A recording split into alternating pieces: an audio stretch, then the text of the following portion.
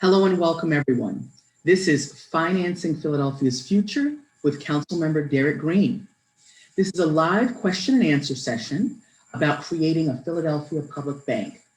This is actually our third one now. We've been doing this monthly. I'm your moderator. My name is Vanessa Lowe, and I co-chair the Economic Dignity Team for POWER, Philadelphians Organized to Witness, Empower, and Rebuild. And I also host Vanessa's Money Hour on Germantown Community Radio. So glad you've joined us today. Let me give you a little understanding of how this works. You'll all be muted throughout the conversation, but we need your questions. So you're going to enter those in the chat or the Q&A. We've got folks who are both on Zoom and also on Facebook Live. Welcome everybody. Whatever format you need to use that to submit your questions. And please start submitting them now. We're collecting them, and we have our question hosts here who are going to be reading those out. That is, I think it's Kyra Harris is here with us today from Derek Green's office. And I think Tim Brown is also going to be helping with that. So again, refer to the chat for any additional instructions or information. When you submit your question, please give us your first name and your neighborhood. We want to know who's here and what neighborhoods are being represented. And also let us know if you have a particular person you're asking the question to when you submit them, okay? All right. We only have 30 minutes, so I'm going to go ahead and get us started. So again, this is our third one with Derek Green's Q&A on the Philadelphia Public Bank. Today, our guest on this show is Emily Wyner. She's a co-op development administrator at the Philadelphia Area Cooperative Alliance. That organization supports its members and interested groups in building and sustaining cooperative enterprises across the sector. Emily leads communications, resource mobilization, and policy efforts at PACA.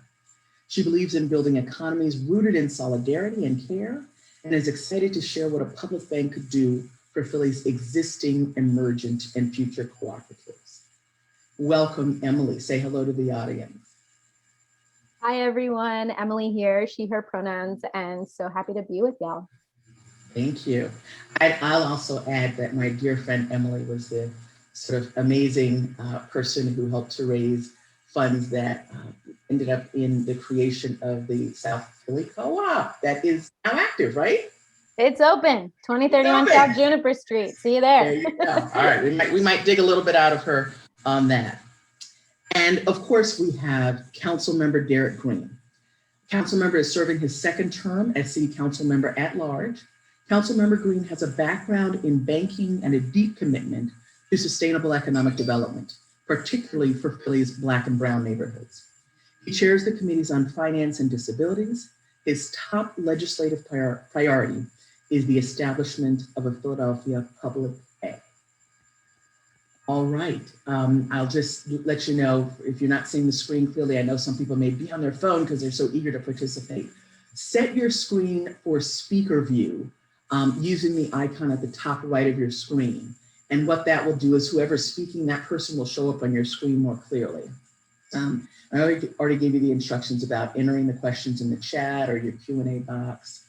And if you want to join the Philadelphia Public Banking Coalition email list, enter your email in the chat. They send out not too many notices, but each one is really chock full of great information. All right, without any further ado, I'll turn it over to Councilmember Green, maybe to start with an update or however you'd like to open us up today, Councilmember. Well, thank you, Vanessa. It's always a pleasure to be with you. It's hard to believe this is our third tour. You have truly become the Oprah Winfrey of public financing and public banking and collaborative economics. Each time I'll add a little different phrase to that title. But it's but it's great to be here once again, and also glad to be here with Emily Wyner from PAC, or the Philadelphia Area Cooperative Alliance. In reference to legislation, we are getting close to resolving the contract with our outside counsel. I just received information today that we're getting close to that negotiation process, which will allow us to, and if I guess, thank you very much, which will allow us to continue to move forward with this initiative. Also, since our last call, we've had the American Rescue Plan that was passed. We now have an understanding of the dollars that will come to the city of Philadelphia, $1.4 billion. Now, we did have a $450 million deficit. This money will reduce and eliminate that deficit. And we're going to receive $700 million in two tranches, one this spring and another next spring. So I know a number of people are looking at how we can best maximize those resources coming to the city of Philadelphia, and also think of bold ideas and how we can really move our city forward in not only this year's budget, because we'll have hundreds of millions of dollars left over after we resolve the deficit that we would have, but also for next year. And this provides some opportunities for additional investment in ideas like the public bank, and we'll be looking in reference to this budget and next year's budget in that regard. So please make sure you engage in our budget process.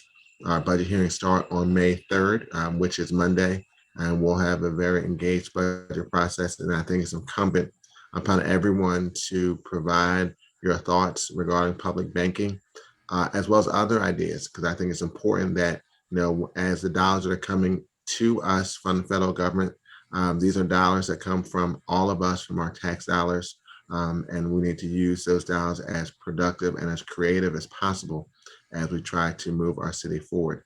But I'm glad to be here with Emily as we've been talking about public banking. We've also focused a lot of conversation regarding how do we help small businesses get better access to credit, which is one aspect of the public banking initiative. But another perspective is how do we help other type of entities that are hard to lend to? And I think cooperatives are one of those areas that are really interesting in that regard. I've been a member of Weaver's Way for a number of years. I know there are a number of people who've been part of co-ops, and we've had cooperative organizations in our city for some time.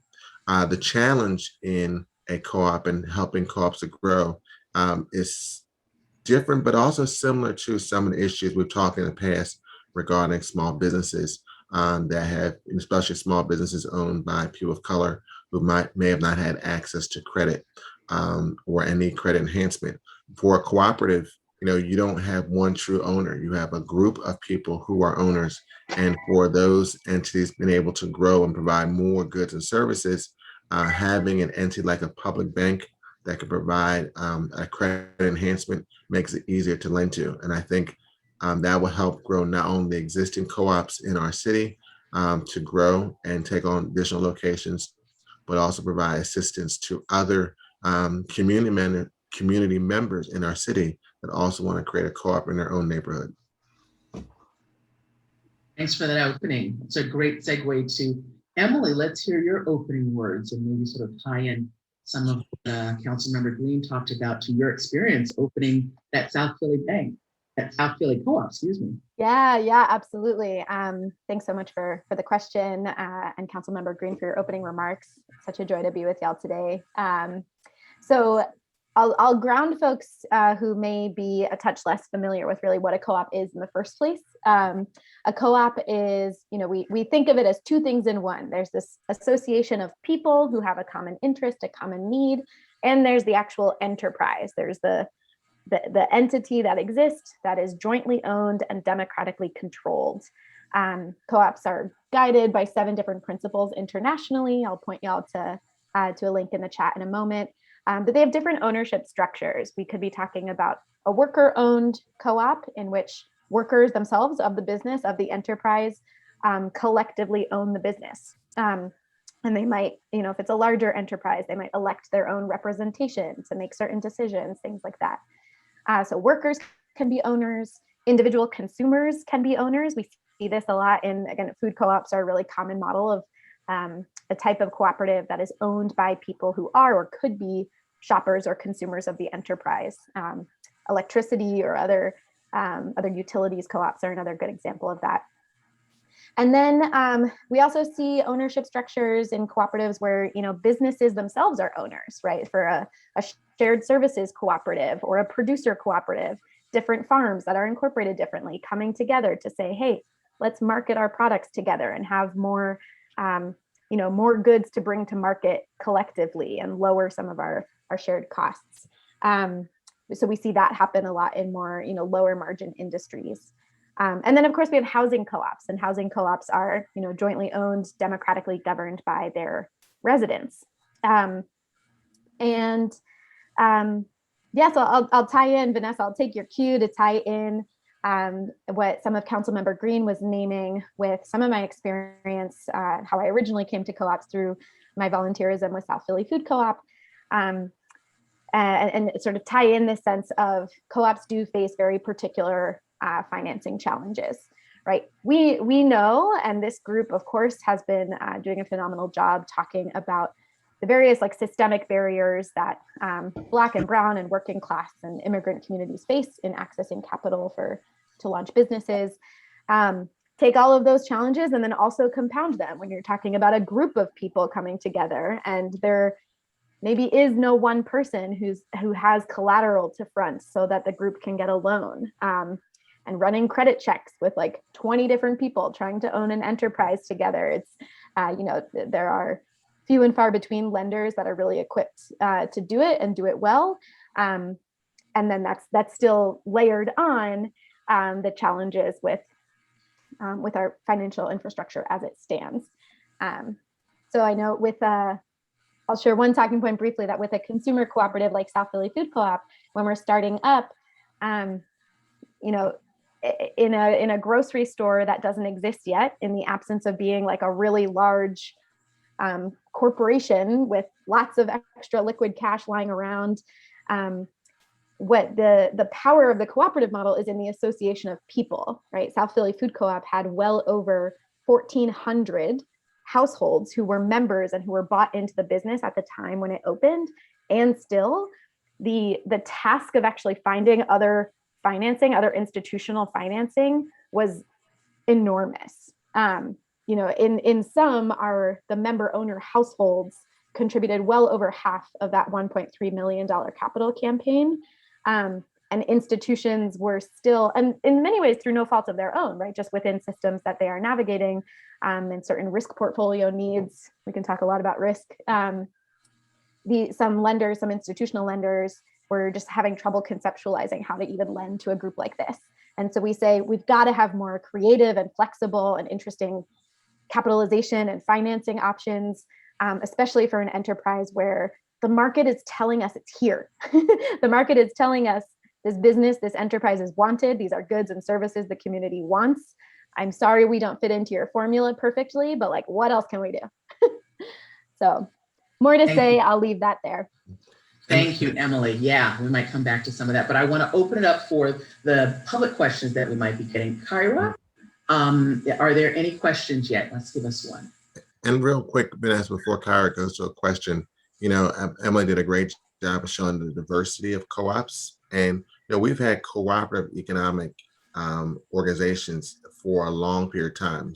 Some would say I would say certain entities would have people believe there's only large C corporations that are successful, but you've had, many of us may remember PSFS, which is Philadelphia Savings Fund Society. We have a lot of insurance companies that are mutual entities, even in our supermarkets, although I would say they're a competitor for Weaver's Way or Mariposa and Kensington South Philadelphia Co-op, but an organization like Wakefern, which is a collective of 51 member families that own various groceries around the country under some of the major names you may have heard of, like ShopRite or Fresh Grocer, and they're part of a collective called Wakefern that work collectively to compete against these large national chains. So I say that to say there are large co-ops and cooperatives and very small grassroots, a lot in between. So it provides a lot of different opportunities, and I think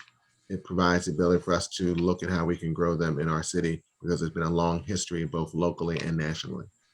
Absolutely, absolutely. And let's not forget our wonderful co-ops, Philadelphia Federal Credit Union, all the wonderful co-ops that are here, American Heritage. We've got some great credit unions here, and those are cooperatives. Kyra, do we have a question? Or Tim? So just a note, which you just touched on actually, from Peter, noting that credit unions are cooperatives, but he also asked, can they help finance other cooperatives?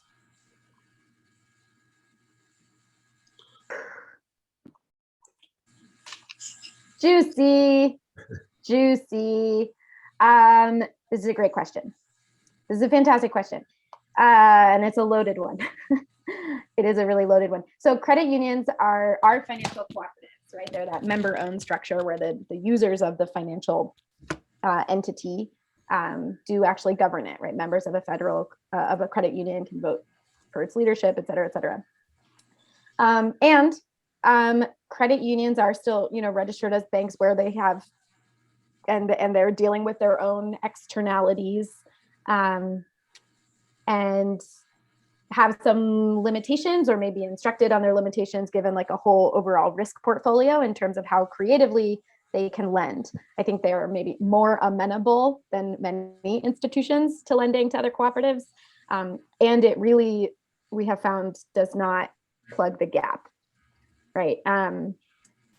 There are a lot of areas where we know that cooperative development can be so critical and such a key solution to many issues around, socioeconomic inequities.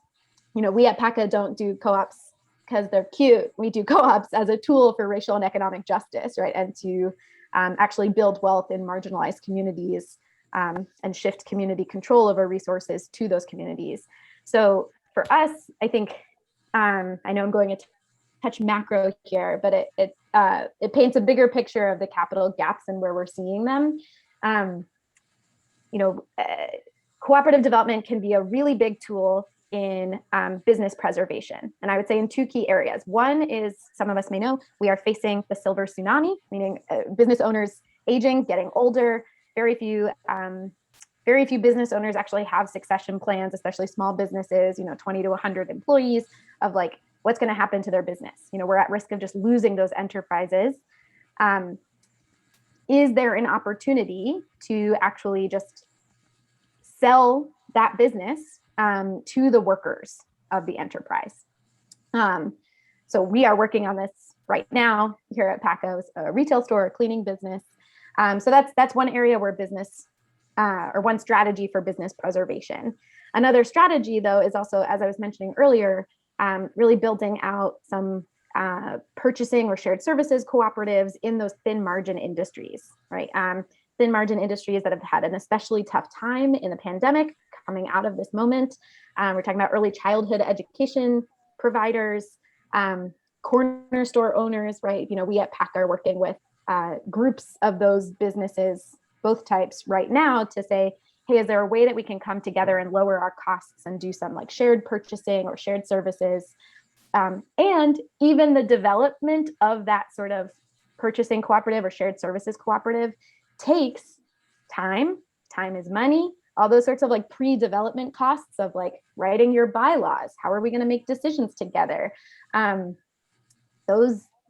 requires lawyer fees and other sorts of technical assistance providers that we dream one day will be provided by a more creative lender, or at least a public bank that can incentivize certain behaviors of the lending ecosystem, where we dream of like those types of pre-development costs being rolled up into a more flexible financing package. And then, of course, there's lots of reasons to develop and expand cooperatives and very particular needs there. Though I'll pause for now because I think I see the chat popping off. Thank you, Emily. I want to add a comment, but Kyra, tee up the next question. So the combination I'm hearing between these two is Councilmember Green keeps talking about sort of this credit enhancement. I mean, I think we've talked about and made clear before this. A Philadelphia Public Bank is not a retail bank. We're not trying to compete with any other banks or credit unions or financial institutions. What we're trying to do is strengthen the infrastructure and help those institutions, particularly those that are already trying to serve the underserved, to go even deeper to those that are hardest to serve. And I think cooperatives, because they're sort of like this new kid on the block, but this now getting more and more popular New Kid on the Block, thanks to PACA. That's a great example of we will find those who are already supporting what PACA does and said, what can we do to help? Maybe it is, sort of like, okay, we could, lend money for this type of thing that will help support, the individual businesses or something like that.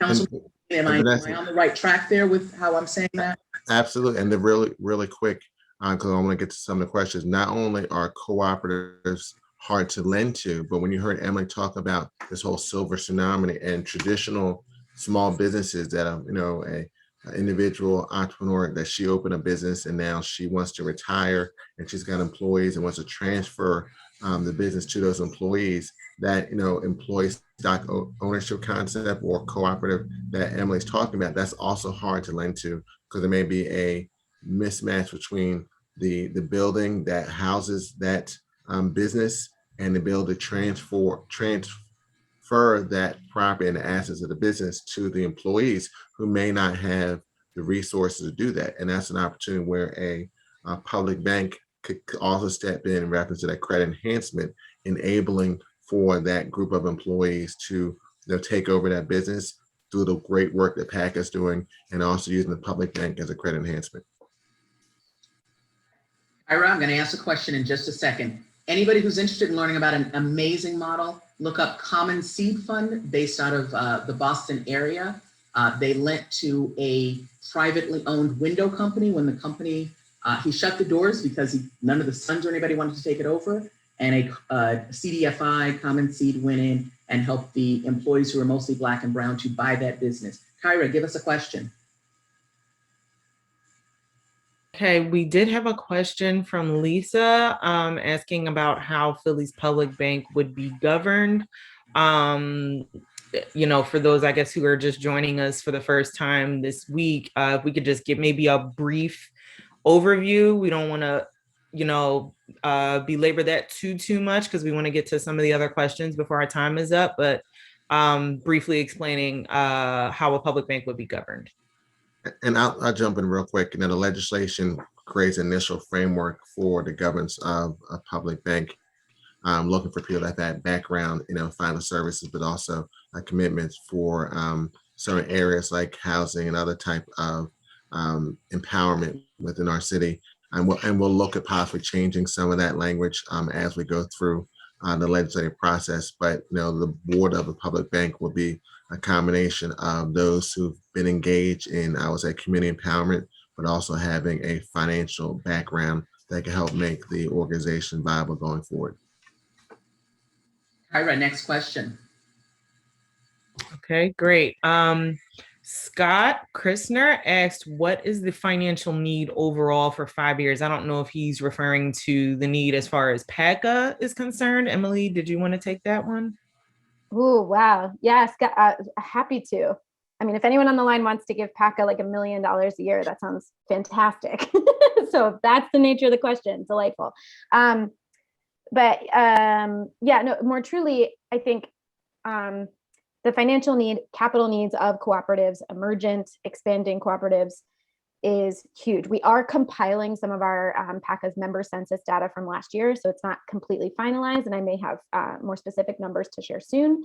So I will share that it is no surprise to us, at least, that in times of economic and social crisis, folks turn to cooperative practices in their lives, socially come together, help each other out, but also economically.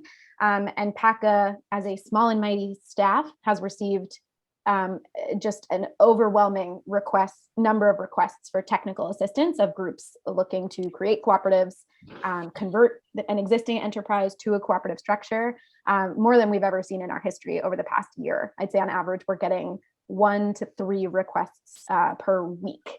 So if we think about all of those enterprises like potentially needing some form of financing support, anywhere between $10,000 and $100,000 to $200,000, a lot of money. And Thank you. And that's if I can follow up on that, because we have had hearings regarding cooperatives in city council. I've supported PACA by, in the budget process, trying to get additional dollars for PACA. We'll try to do that again now that we're in a better financial position.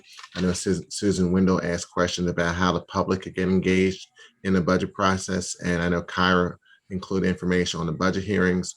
I also included in the chat feature some information on the city council budget, which includes information on the mayor's budget address, the 5-year plan, all the information regarding the budget, and also how you can participate by signing up to testify. We're still doing our hearings by way of Microsoft Teams, so we look forward for everyone to participate.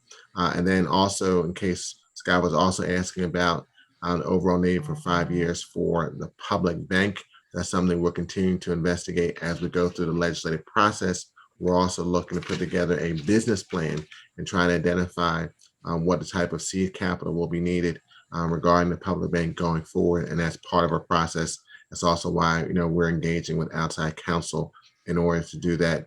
And I'm just trying to get in as many questions as possible, as I see in the chat feature, in reference to this. I know Rita said, public bank is a major issue, and I agree. That's why we've been looking at various jurisdictions around the country. We've also been looking at public banking. I actually had a call a few weeks ago with a state senator in New York who's also working on state legislation to also enable the city council in New York to look at public banking. And we've been engaged with elected officials from all around the country, including more recently Shaman Walton, who's the chair of the Board of Supervisors in San Francisco, which has also introduced legislation like we have here in Philadelphia to move forward on a public bank. Great. All right. It's already 4:58, so we're going to be closing soon. Let me give a little advertisement for next month's Q&A. It is on Tuesday, May 25th. Our guest will be Mary Rose Mercedes. She's the executive director of the recently formed Philadelphia Green Capital Corp, and that is described as a green bank and an affiliate of the Philadelphia Energy Authority. Thank you so much for joining us today. Again, put your email in the chat and you will be updated every time we have one of these or anything else that's associated with development of the Philadelphia Public Bank. Thank you so much. Closing thoughts? I'll share a quick closing thought in addition to my profound gratitude for you, Councilmember Green, and your championship of co-ops, the ways you're able to really serve as a champion of economic democracy as a whole. I'd love to just share the closing thought. A couple of you may have heard me say this before. I have 10 total talking points in my life, but that it is the root of the word economy is management of the home. So when we think about economic democracy, it's about participating in the management of our collective home and how we can nourish those communities that have been undernourished and underserved in the way we've constructed our economic system so far. I'd love to leave with that. And if anyone wants to talk about applying that to home and housing co-ops and our current expansion project, give me a shout. I'll put my email in the chat. Thank you. Thank you, Emily. Councilmember Green. Well, this is a pleasure to have this conversation. And I think, each time we have another gathering, we're kind of expanding the conversation of public banking and how it could be used in a lot of different ways. And even, today in reference to cooperatives, which is something that people may have not really thought about in reference to public banking. Next week, we'll be having an opportunity to talk. Our next call, we'll have an opportunity to talk to Mary Rose Mercedes in reference to what they're doing and how public bank can really help from a clean energy and climate change perspective. So this has a diversity of perspectives that can provide great opportunities for the city of Philadelphia. And I'm just glad we're able to continue these conversations and just look forward for this next month call and also for everyone's participation in our budget process. Thanks. Everyone have a great day. We'll see you next month for Financing Philadelphia's Future with Derek Green. Thank you all.